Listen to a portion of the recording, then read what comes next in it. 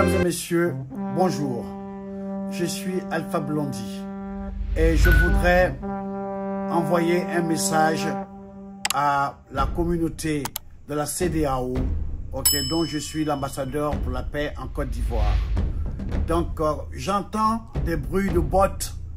J'entends qu'il va y avoir la guerre. La CEDEAO contre le Niger et ses alliés. Et je voudrais, en ma qualité d'ambassadeur de paix de la CEDEAO en Côte d'Ivoire, demander aux autorités de la CEDEAO de ne pas faire cette guerre. Ce serait une erreur grave.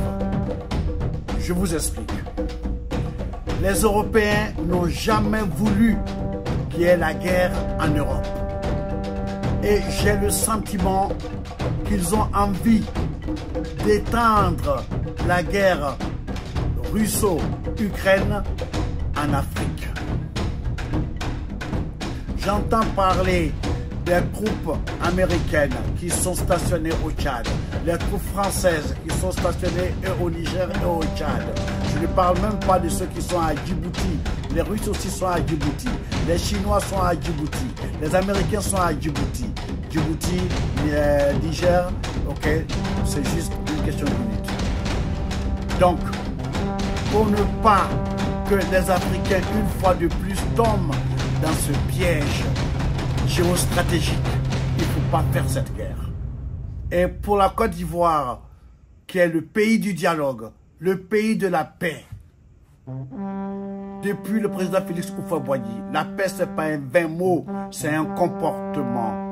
Et le comportement qu'il faut appliquer dans cette crise, c'est de ne pas faire la guerre. Et ne pas faire la guerre, c'est la plus grande victoire. L'Afrique ne peut pas se payer le luxe de commencer une guerre. Tout le monde dit que nous sommes l'avenir du monde, avec nos matières premières non exploitées, avec nos enfants qui ont fait des grandes études. Je ne parle pas de ceux qui se noient dans la Méditerranée. On ne peut pas se payer le luxe de faire une guerre. Et je voudrais demander à M. Macron, à M. Alassane Ouattara, à M. Macky Sall, M. Macron, vous n'avez pas éteint le feu en Ukraine, vous n'allez pas allumer un feu en Afrique. Ce serait contre-productif par rapport à votre mission. Vous ne pouvez pas être le chef de guerre partout. Et maintenant, à mes frères du Nigeria, je voudrais leur dire en anglais, Nigeria should not forget about the Biafra war. We were young.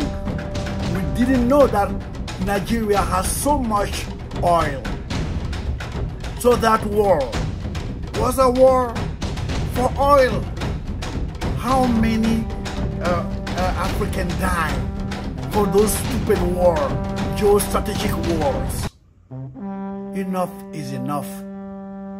Please do not participate in the war against Niger.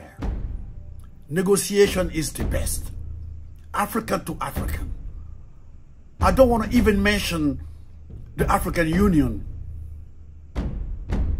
This is the headquarters of all puppets. Those who sold Africa to Europe.